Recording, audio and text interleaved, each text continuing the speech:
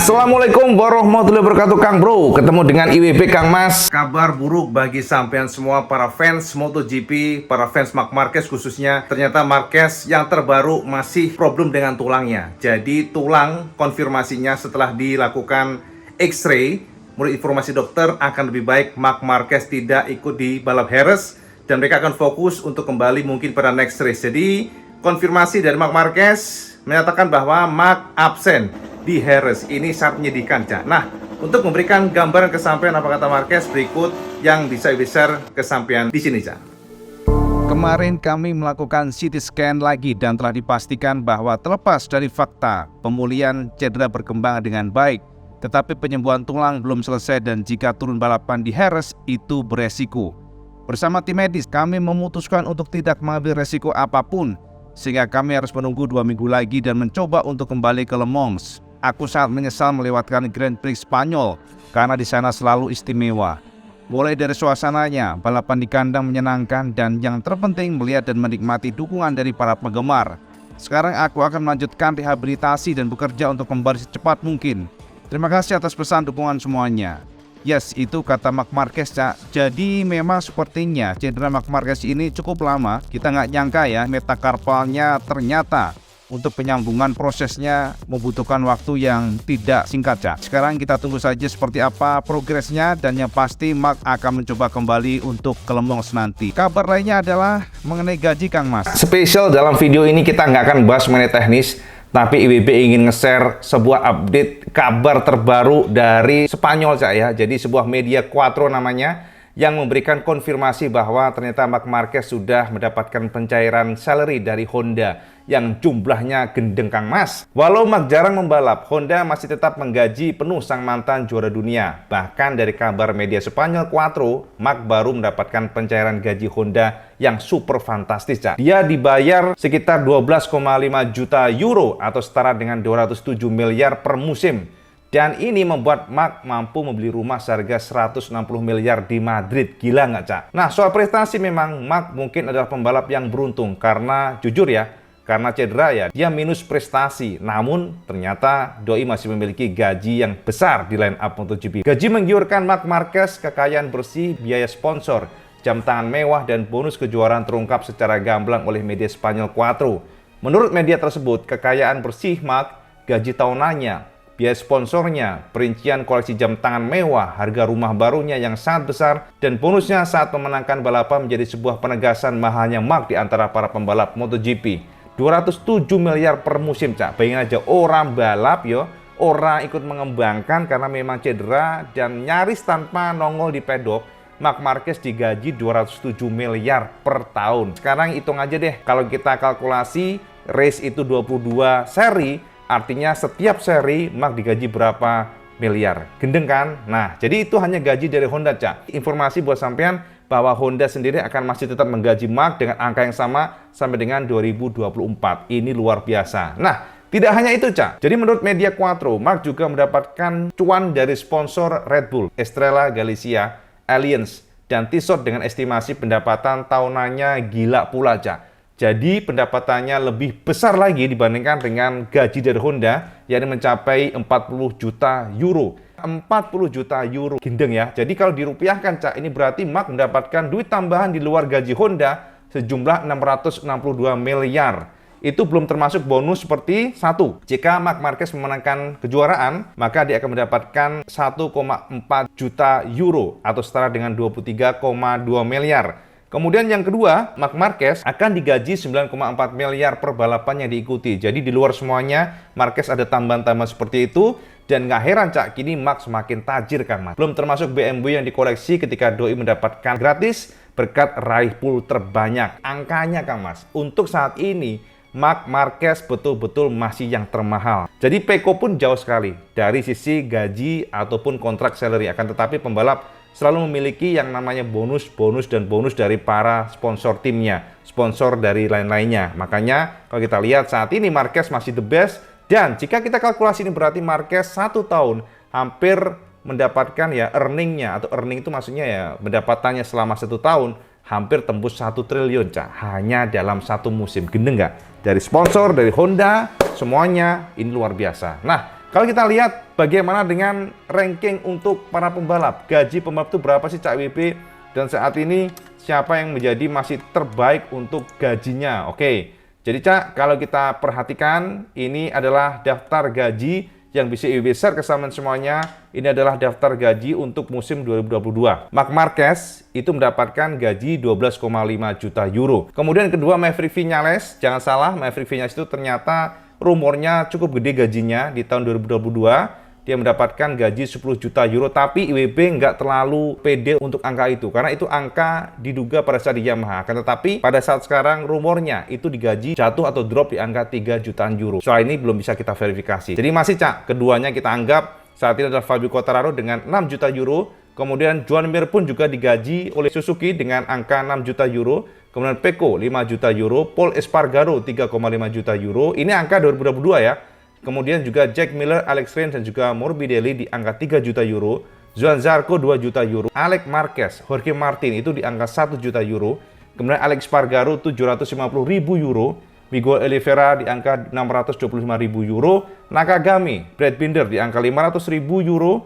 Kemudian Enea Bastianini, Fabio Di Antonio di angka 375 ribu euro. Luca Marini 300 ribu euro. Marco Bezzecchi, Raul Fernandez di angka 250 ribu euro. Itu adalah update para pembalap yang mendapatkan gaji dari masing-masing tim. Dan sekali lagi, angka ini memang tidak bisa diverifikasi karena semuanya kan rahasia Cak. Sebenarnya tidak ada satupun yang bisa memverifikasi secara otentik. Akan tetapi data ini, rumor ini kita lihat atau kita kumpulkan dari media-media Spanyol dan juga media MotoGP yang mengarah pada satu kesimpulan memang sepertinya akurasinya di atas 70%. Itu Cak, gaji Marc Marquez yang mana makin tajir, jadi haters makin merana, tapi Marquez makin tajir. Gila nggak Cak? Gendeng tenan Kang Mas. Oh ya, informasi buat sampean ya. Marquez ini memang salah satu pembalap yang beruntung menurut IWB karena dari semua pabrikan pada saat COVID-19 kemarin memotong gaji pembalap sampai 50%. Akan tetapi Honda berkomitmen tetap membayar Marquez dengan angka penuh. Itu luar biasa. Dan saat ini ada yang hot parah Cak. Kabar dari Alex Rins yang membongkar terang-terangan titik kelemahan motor Honda. Jadi informasi dari Alex Rins menegaskan bahwa Honda ternyata bukanlah motor yang seburuk yang dipikirkan. Jadi motor ini menurutnya memiliki potensi dan karakter yang memang berbeda. Dari sisi mesin, RCV sudah sangat menjanjikan, namun kelemahan Honda RC ada dua. Dan menurut Alex Rins, ini adalah PR serius yang harus dipecahkan Honda jika ingin mereka menjadi tim terbaik kembali. Nah, berikut kata Alex Rins yang menyoroti dua titik kelemahan fundamental motor Honda. Berikut kata Alex. Sejak pertama kali aku ngetes RC213V, menurutku motor ini memiliki potensi. Motor ini tidak buruk seperti yang aku kira. Memang betul karakternya sangat berbeda dibandingkan motorku sebelumnya, yakni Suzuki GSX RR. Sehingga aku tidak bisa menggunakan riding styleku, mulai dari power dan potensinya berbeda. Kita tidak akan mendapatkan kecepatan jika membalap biasa saja. Dengan Honda, kalian harus pusing sekeras mungkin dan inilah yang membuat kita mudah melakukan kesalahan. Sebab setiap race kita harus pada kondisi 110%. Menurutku ada dua poin fundamental yang menjadi kelemahan RCV. Yang pertama adalah aerodinamika yang perlu diimprove. Aku rasa pengembangan di area ini sangat penting agar kami mendapatkan keuntungan beberapa milidetik. Dan yang paling penting lagi adalah akselerasi keluar tikungan. Ini adalah titik lemah lain Honda karena aku tidak bisa menggunakan power mesin secara maksimal. Dengan grip yang lemah saat keluar tikungan membuat kami tidak bisa membuka gas lebih cepat. Aku rasa dengan dua poin tersebut, jika Honda improve maka motor ini akan menjadi motor pemenang. Memang gak mudah karena kami hanya memiliki tes di Jerez. Sangat singkat waktunya. Jadi untuk tahun ini kami agak telat, tapi perbaikan harus dilakukan di dua sektor tersebut. Penting bagi Honda untuk bekerja bersama 4 pembalap, jangan menggunakan acuan dari satu pembalap karena hal ini akan membuat kondisi makin sulit. Aku tidak mengatakan jangan hanya Marc dijadikan acuan, namun di masa lalu Honda aku rasa terlalu fokus pada satu pembalap. Menurutku metode tersebut harus dirubah dan aku rasa Honda akan kembali ke top levelnya hanya masalah waktu. Pekerjaan kami masih sangat panjang, tapi aku percaya masa itu akan datang. Yes, itu konfirmasi dari Alex Rins yang memang cukup menarik. Ada beberapa poin yang menurutnya yaitu tadi dia menekankan bahwa Honda harusnya tidak hanya menjadikan satu pembalap sebagai acuan dan di masa lalu Honda terlalu fokus pada Marc Marquez. Makanya Alex Rins saat ini memberikan saran kepada Honda, kalau bisa jangan seperti itu lagi, namun ayolah bersama-sama bagaimana mengembangkan motor yang cocok buat semua pembalap. Ini luar biasa, dan tentu saja konfirmasi Alex Rins yang berhasil juara di Austin ini akan membuat Honda melek.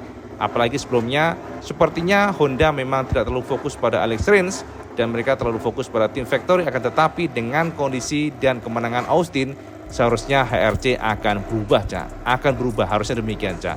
Yes, itu Cak yang hot dari Alex Rins, dan kita jadi paham sekarang bahwa akselerasi memang betul-betul menjadi PR bagi tim Honda, Cak. Dan yang terakhir, Cak, sebuah isu yang juga menarik dilemparkan oleh Oscar Haro, mantan LCR Sporting Director, yang ternyata mendengungkan sebuah isu menarik, di mana dikabarkan HRC saat ini berpikir ingin mengganti posisi dari Joan Mir dengan Alex Rins. Jadi ini sangat-sangat hot. Soalnya kita tahu bahwa performa Joan Mir cukup mengecewakan pada 3 seri terakhir ini, sementara Rins yang luar biasa, sehingga rumor dari Haro mengatakan bahwa internal HRC saat ini sedang ada meeting, internal HRC sedang ada pikiran untuk men-swap ya, jadi swap ya, artinya swapping, artinya diganti atau di switch posisinya, Joan Mir larinya ke LCR, sementara untuk Rins akan ditarik ke HRC. Ini ternyata dibantah oleh bos dari LCR. Dia mengatakan bahwa ini nggak mungkin, this is nonsense, akan membuat kontraknya pun berantakan. Makanya dari Lucio sendiri mengatakan ini nggak mungkin, this is nonsense. Dia bilang demikian, dan tentu saja akan banyak pertanyaan jika itu terjadi. Dan itu pun juga dibantah oleh Paco Sanchez sebagai manajer Mir, yang mengatakan bahwa Oscar ngawur, katanya demikian. Jadi informasi dari beberapa sekitar pedok ya, jadi isu dari sekitar pedok menyatakan itu tidak benar. Bahkan dari Alberto Puig pun mengatakan bahwa kami di HRC percaya potensi dari Joan Mir. Berikut kata Alberto Puig, kami di HRC percaya potensi dari Joan Mir akan sama dengan Rins, karena mereka race bersama, mereka dalam satu tim, dan aku rasa kita hanya tinggal menunggu waktu. Itu yang dikatakan oleh Alberto Puig. Ini menarik, Cak. Jadi kok bisa sampai kepikiran ke sana ya? Menurut IWB sih suatu hal yang maklum ya, karena kita tahu bahwa Rins itu grafiknya naik terus, Cak. Sementara Joan Mir itu flat, justru malah turun. Ini adalah salah satu fakta di mana sekelas Haro pun sampai berpikir ya, mantan LCR Sporting Director dari LCR ini sampai berpikir bahwa HRC sedang ada pikiran untuk menukar posisi. Akan tetapi itu pun dibantah Alberto Puig selaku representatif HRC, yang mengatakan bahwa mereka percaya secara potensi sehingga mereka nggak akan melakukan apapun. Sementara juga dibantah pula oleh Lucio yang menyatakan ini nggak mungkin karena akan banyak hal yang perlu dilakukan, mengingat semuanya kan berdasarkan kontrak dan sebagainya, itu tidak akan gampang dilakukan. Itu intinya ya, Cak ya. Jadi itu update IWB buat semuanya, yang ternyata Marquez baru saja gajian, senyum-senyum, guyang-guyu Kang Mas, mari nguci blon, dawet ya yang kolam renang. Gaji hampir 1 triliun Kang Mas, gendeng tenan, Cak, dari sponsor, dari Honda. Dan ini memberikan penegas bahwa Marc Marquez masih menjadi pembalap termahal di grid MotoGP, walaupun kalau kita bandingkan dengan gaji football player ya jauh, Cak ya, tapi tetap MotoGP rider Marquez still the best. Jadi para haters yang semakin merana, justru ya para haters Marc Marquez justru malah makin merintih. Soalnya Marquez orang nyapu-nyapu digaji gede banget, Cak. Dan tenan iku duit gambar piye, gambar cakil gitu ya. WB nggak bisa bayangin duit segitu tuh setahun bisa ngumpul segitu tuh piye Kang Mas yo. Bentuknya kayak apa ya, nggak ngerti lah.